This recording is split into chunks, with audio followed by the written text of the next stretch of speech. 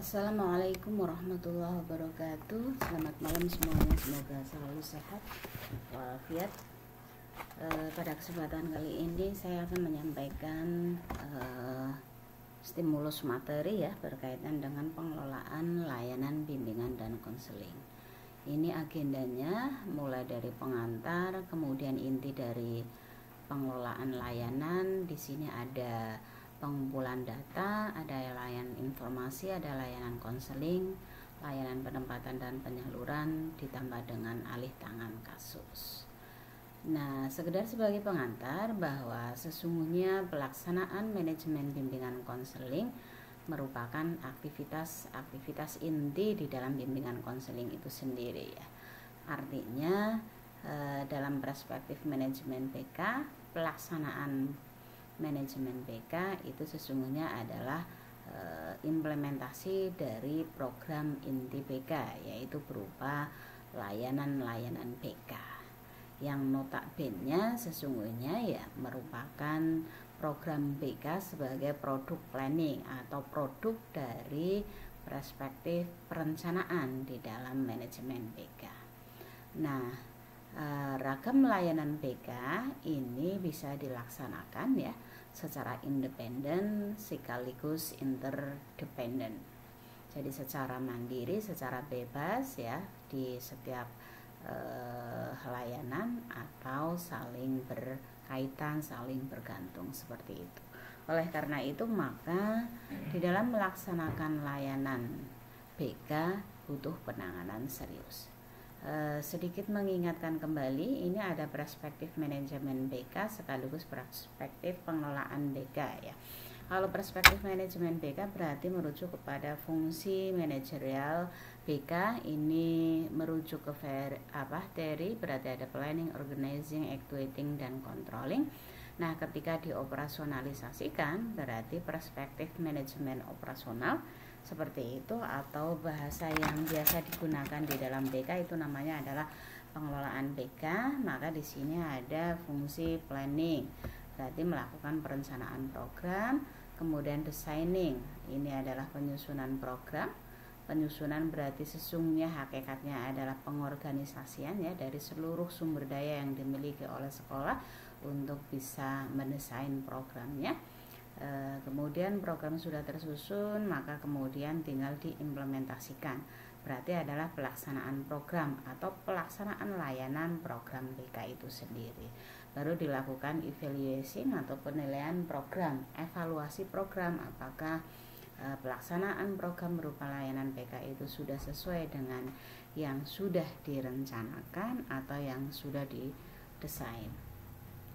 Nah, dalam bahasa yang lebih operasional sesuai dengan fungsi bimbingan konseling, maka pengelolaan layanan konseling ini setidaknya ya, ini misalnya menurut Florentin, ini dimulai dari aktivitas melakukan persiapan untuk konseling, kemudian melakukan identifikasi terhadap kondisi-kondisi eksternal maupun internal yang ternyata itu bisa mempengaruhi dari konseling itu sendiri, sampai kemudian bagaimana yang ketiga itu adalah melakukan pengadministrasian penggunaan layanan konseling kepada siswa dalam pengertian pemanggilan dan lain sebagainya seperti itu.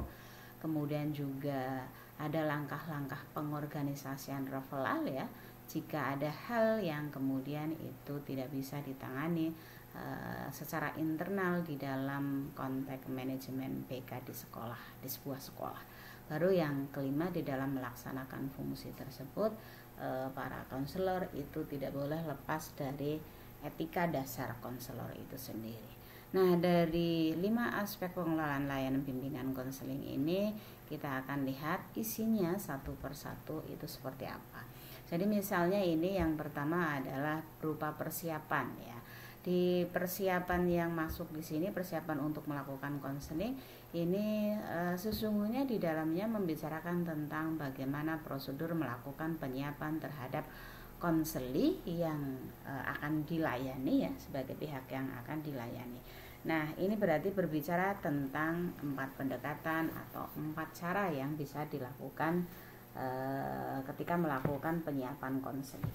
Jadi misalnya yang pertama adalah call them in, ya, berarti melakukan pemanggilan ya terhadap konseling. Nah, maka dalam hal ini sesungguhnya yang namanya konselor itu bisa melakukan beberapa hal ya yang terkait dengan call them tadi, yaitu melakukan interview ya kepada siswa yang masuk. Kemudian dalam hal ini berarti si konselor ketika melakukan interview terhadap siswa itu berarti sesungguhnya dia juga sedang melakukan pengumpulan data atau juga memberikan orientasi tentang program bimbingan dan fungsinya kepada si siswa tersebut. Atau yang kedua ya, dalam hal ini konselor ya dapat meneliti data siswa, kemudian melakukan pemanggilan terhadap siswa untuk datang ke ruang bimbingan, juga itu masuk ke kategori sebagai call them in. Atau yang ketiga bisa juga dilakukan oleh konselor itu adalah dengan memberikan informasi ya kepada konseli tentang dirinya ya dan tentang prospeknya. Kadang-kadang ada konseli yang tidak tahu sepertinya dirinya itu seperti apa, kemudian punya potensi apa yang itu kemudian bisa mengarahkan ke prospek masa depan. Dan yang keempat ini adalah konselor dalam hal ini juga bisa melancarkan angket problem checklist ya untuk bisa mengetahui ada persoalan-persoalan apa yang dihadapi oleh si konseli. Ini terutama ya bisa digunakan dalam konteks ketika ada siswa yang bermasalah dipanggil ke ruang bimbingan ya. Itu yang pertama berkaitan dengan pendekatan call them in. Kemudian yang kedua berkaitan dengan maintain good relation. Seperti itu berarti ada aspek pemeliharaan dengan melakukan relasi, melakukan hubungan yang relatif baik. Nah, penerjemahan dari cara yang kedua ini bisa dilakukan misalnya hubungan konselor itu dengan siswa itu harus baik ya. Bagaimana kemudian konselor membuat siswa itu dinilai sebagai orang yang dapat diminta bantuannya. Konselor itu kehadirannya ya di dalam kegiatan-kegiatan di sekolah maupun pembelajaran juga di dalam kelas, kemudian ada waktu juga melakukan pembimbingan ya terhadap kegiatan-kegiatan ekstrakurikuler, atau saat-saat konselor itu dinilai oleh siswa itu kelihatan bahwa konselor itu menjadi orang yang dianggap baik karena sudah terjadi hubungan yang baik ya antara konselor dengan siswanya. Ini yang pertama, bentuknya adalah seperti itu. Atau cara yang kedua ini mungkin lebih mudah ya dalam konteks maintain good relation, yaitu konselor itu kalau dicari itu ya mudah ditemui.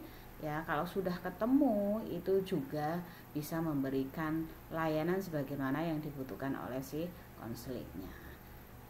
Nah, ada juga cara yang ketiga di dalam konteks pendekatan yang kedua ini adalah bahwa di setiap ada kesempatan itu menjelaskan apa dan untuk apa pelayanan konseling itu. Jadi bentuknya bisa macam-macam lah ya, tergantung dari kemampuan konselor untuk melakukan pemanfaatan kesempatan tersebut. Oke, mungkin bisa menyampaikan lewat buku, pembicaraan dengan masyarakat, lewat surat kabar, website, majalah dinding, dan lain sebagainya. Mungkin di dalam konteks sekarang bisa lebih luas lagi ya dengan pemanfaatan teknologi digital, itu juga bisa. Dan yang keempat ya, masih di dalam konteks pendekatan yang kedua ini berarti ada hubungan baik ya antara para guru, kepala sekolah ya seperti itu, sehingga nanti bisa menghasilkan in referral yang itu bisa berkembang untuk menuju self referral seperti itu. Nah, biasanya hubungan ini bisa terlaksana jikalau konselor itu dengan hati yang tulus itu membantu siswa, kemudian memperjelas tujuan konseling ya seperti itu, sehingga melakukan tugas sebagai konselor itu memang berangkat dari panggilan ya, dari panggilan hidup ya, bukan dalam kerangka keterpaksaan seperti itu. Baik, ini pendekatan ya, pendekatan ketika melakukan penyiapan terhadap konseling yang akan diberikan layanan bimbingan konseling seperti itu. Baik, yang pendekatan yang ketiga adalah developing a desire for counseling ya. Seperti itu. Jadi bagaimana mengembangkan apa yang menjadi tujuan atau apa yang sebenarnya akan ditentukan di dalam proses konseling. Intinya adalah seperti itu. Nah, pendekatan ini bisa dilakukan ya dengan beberapa cara, misalnya dalam hal ini konselor bisa mengambil bagian aktif ya dalam kegiatan orientasi siswa baru, karena ini bagaimanapun menjadi titik awal melakukan komunikasi, mendekatkan diri dengan siswa. Jadi sejak awal sudah ada orientasi siswa baru. Baik, walaupun orientasi siswa baru itu yang menjadi bagian dari layanan bimbingan konseling itu. Nah, yang kedua, bisa juga ya dalam melakukan pengembangan ini dilakukan dengan melakukan pelaksanaan tes psikologis ya, tes psikologis ya.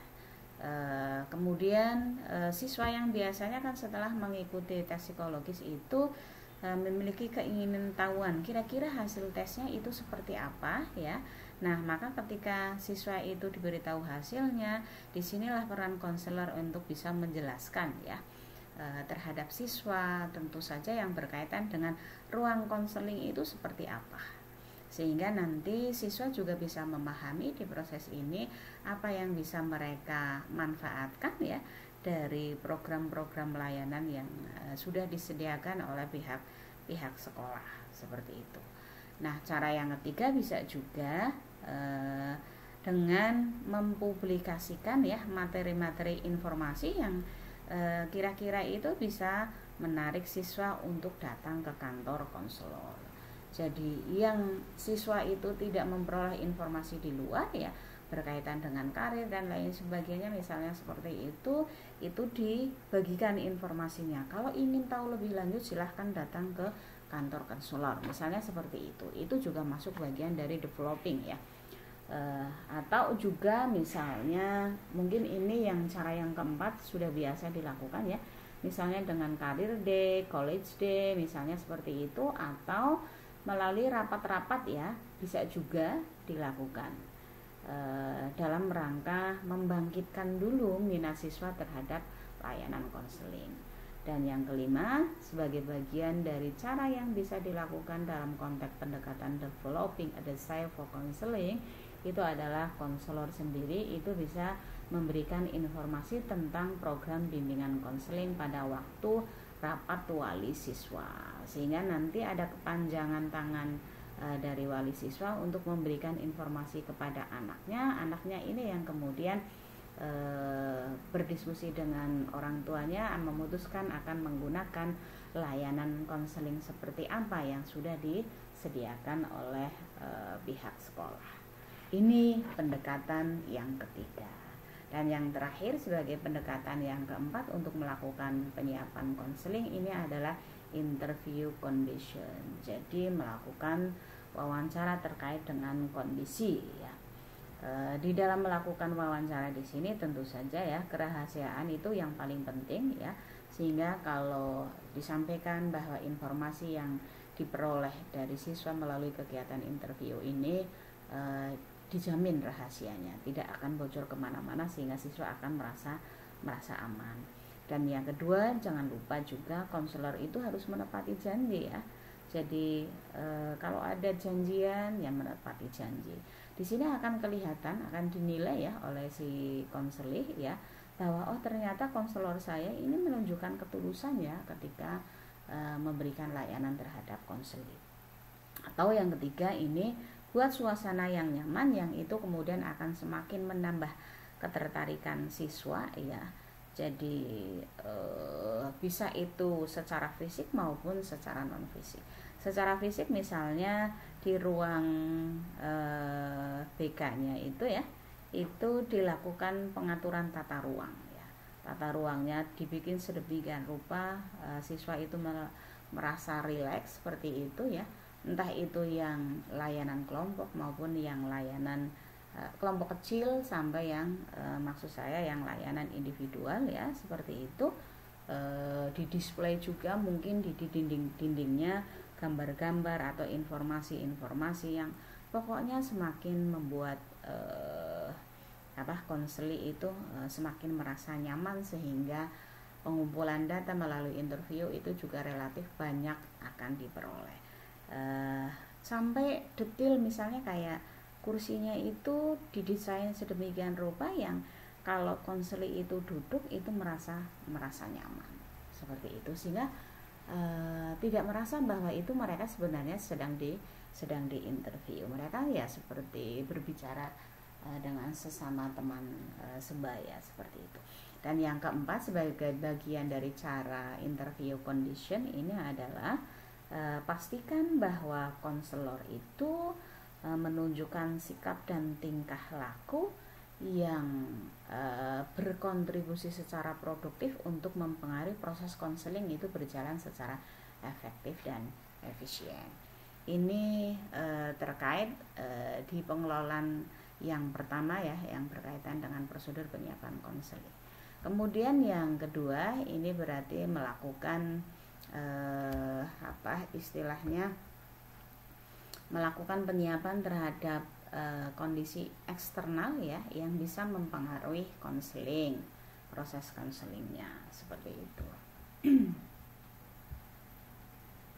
Baik, di aspek ini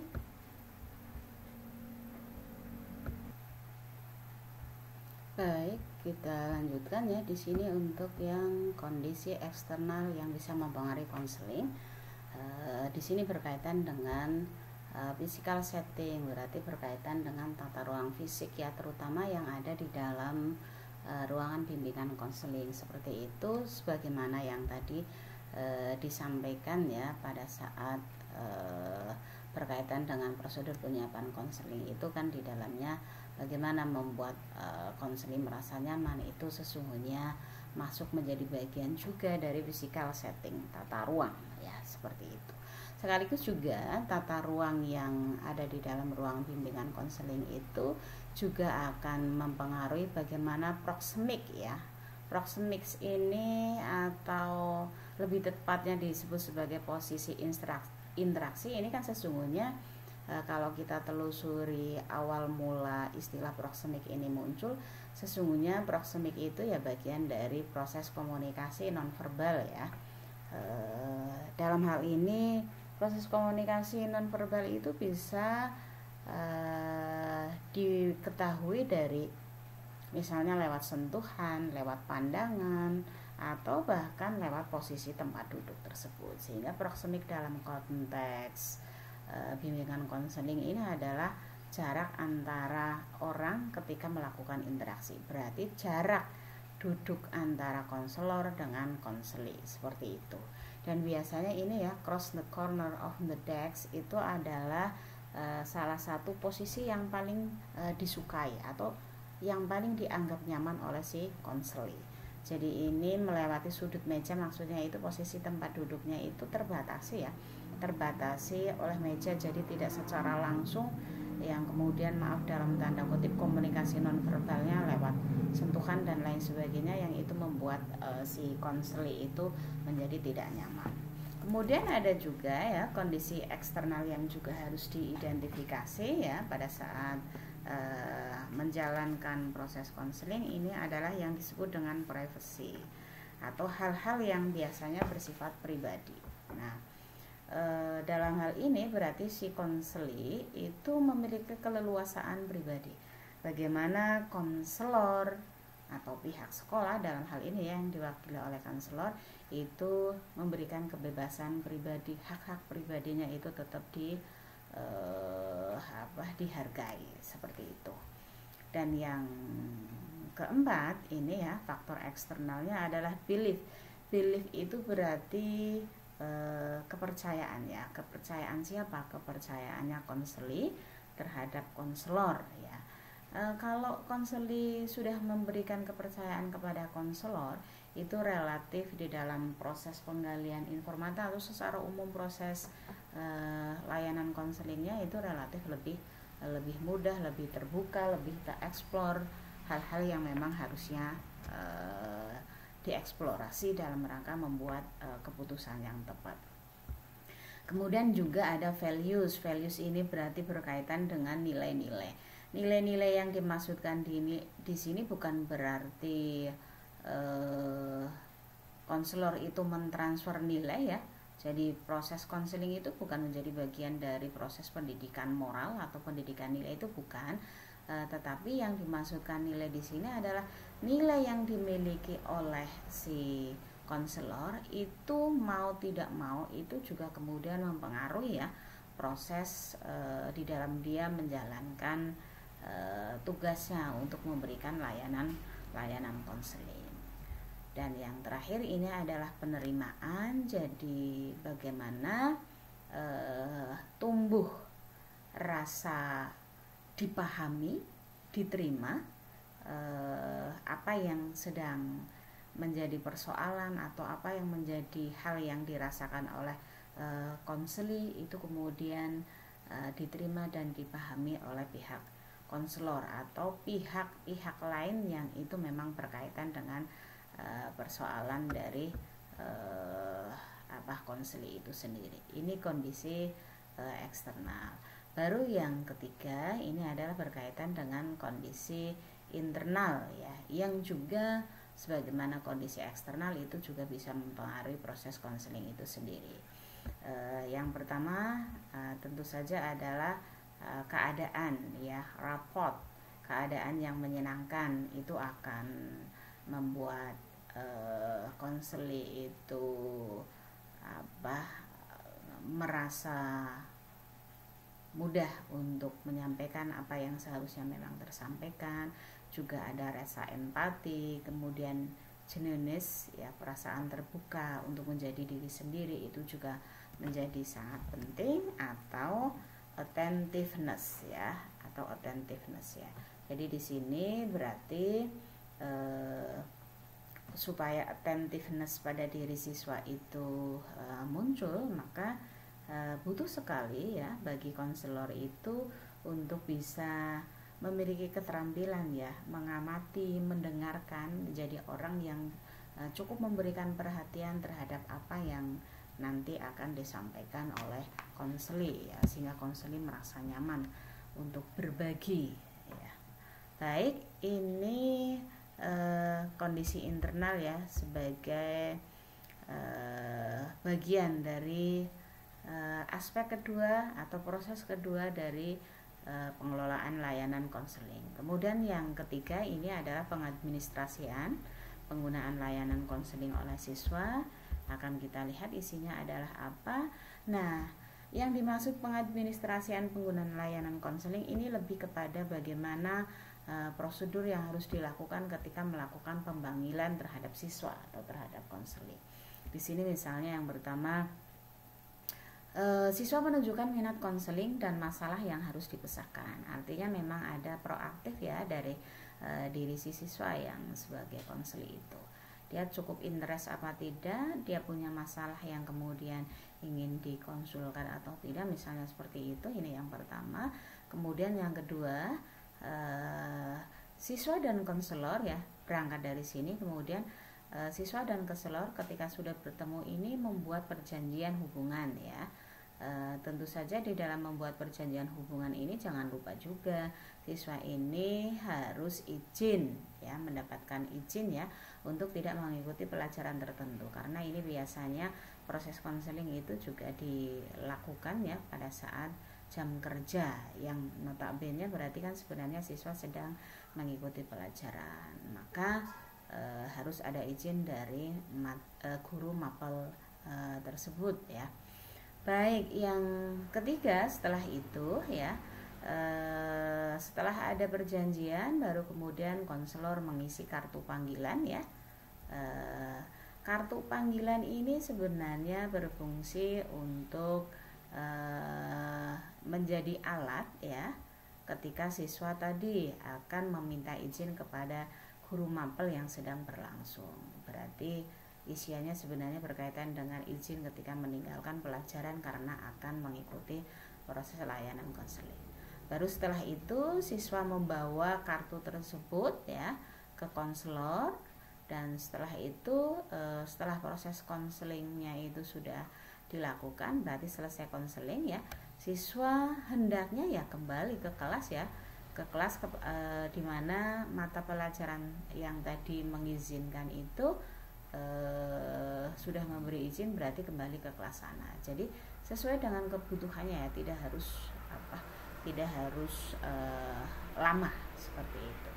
Baik, ini adalah aspek yang ketiga dari pengelolaan layanan konseling ya, berarti pengadministrasian.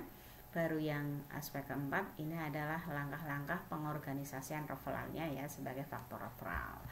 Nah, dalam hal ketika ada situasi yang kemudian butuh referral, di sini tetap yang harus diperhatikan, lihat dulu kira-kira apakah siap siswanya ya itu sudah siap untuk mengikuti kegiatan referral atau tidak, seperti itu. Kemudian yang kedua, referral ini juga mohon maaf memerlukan pengertian dan informasi dari sumber referral ya, karena bagaimanapun ini berkaitan dengan pihak luar. Kemudian yang ketiga, guru, kepala sekolah, wali kelas itu tolong sejak awal itu memang sudah mampu mengenali kira-kira siswa-siswa seperti apa yang butuh direferral. Terutama ini adalah siswa-siswa yang dalam tanda kutip itu memiliki tingkah laku yang cenderung menyimpang dari kondisi normal siswa pada umumnya, yang kemudian itu setelah ditangani tidak mencukupi dilayani oleh pihak konselor ya yang ada di internal sekolah. Kemudian yang keempat itu melakukan pemaksaan pengiriman siswa ke konselor sebagai cara akhir. Maksudnya kalau bisa ya tetap dikonseling di internal sekolah seperti itu. Tapi jika memang ada keterbatasan kemampuan, ada keterbatasan pribadi dari konselor, boleh dilakukan referral. Tapi berarti catatannya kan berarti ini adalah sebagai langkah akhir ya, langkah akhir. Baik. Nah, yang kelima ya, konseling ini hendaknya berhubungan dengan masalah-masalah yang memerlukan waktu ya di dalam proses merumuskan, melaksanakan rencana tindak lanjut seperti itu, rencana tindakan ya dalam proses konseling itu sendiri. Kemudian yang keenam, pelaksanaan referral itu hendaknya menggunakan format referral. Jadi misalnya ada nama siswa yang nanti direferral, kelas berapa, tanggalnya kapan, kemudian alasannya apa sampai direferral, kemudian komentarnya itu apa, informasi tambahan mungkin diperlukan itu juga bisa dituliskan di situ. Kemudian nama pengirim ya dari pihak sekolah itu juga dituliskan. Baru di yang keenam, guru maupun kepala sekolah ya dalam hal ini melaksanakan kegiatan referral ke konselor, maka konselor bertanggung jawab. Ini ada 4 aspek ya. Pertama, memberitahu guru dan kepala sekolah cara menentukan siswa yang harus menggunakan layanan konseling, kemudian meminta data tambahan yang mereka miliki ya, terutama dari waktu ke waktu ya. Jadi kayak semacam catatan riwayat persoalan seperti itu. Kemudian yang ketiga, menjamin untuk tidak melakukan pemaksaan kepada siswa ya, karena ini berkaitan dengan segala kemungkinan bantuan yang ada di dalam perencanaan dan penyesuaian. Dan yang keempat tentunya adalah menanyakan apakah kira-kira sudah ada perubahan perilaku dari siswa atau tidak setelah mengikuti konseling. Ini langkah-langkah pengorganisasian referral sebagai aspek kesekian yang ada di dalam pengelolaan layanan konseling. Nah, yang kelima ini adalah aspek akhir dari layanan konseling ya, pengelolaan layanan konseling maksud saya, dasar etik konselor. Ini tentu saja merujuk kepada apa yang boleh, apa yang tidak dilakukan oleh konselor. Misalnya ini yang pertama, harus dipahami bahwa tugas utama ya setiap anggota itu adalah menghargai integritas. Ini integritas ya, dan mendorong atau mengembangkan kesejahteraan konseli ya. Saat dengan siapa ia sedang bekerja, seperti itu. Kemudian jangan lupa juga bahwa catatan-catatan yang berkaitan dengan informasi konseli ya, itu juga harus dirahasiakan. Kemudian konselor juga harus menjelaskan kepada konseli tentang sifat hubungan mereka itu seperti apa ya. Dan yang keempat, konselor itu memiliki hak untuk konsultasi ya dengan ahli lain atau profesi lain. Hal ini menjadi penting dalam rangka untuk bisa mengetahui apa yang harus dilakukan, bahkan saat mungkin kalau terjadi peristiwa dengan terpaksa melakukan referral tadi. Kemudian yang kelima, ini konselor hendaknya mengakhiri hubungan. Ya, hubungan apa? Hubungan konseling bila ia tidak dapat memberikan pertolongan ya yang bersifat profesional kepada konseli. Ini nanti hubungannya dengan referral juga. Kemudian yang keenam, konselor itu tidak akan memaksa ya untuk memberikan bantuan kepada konseli ya,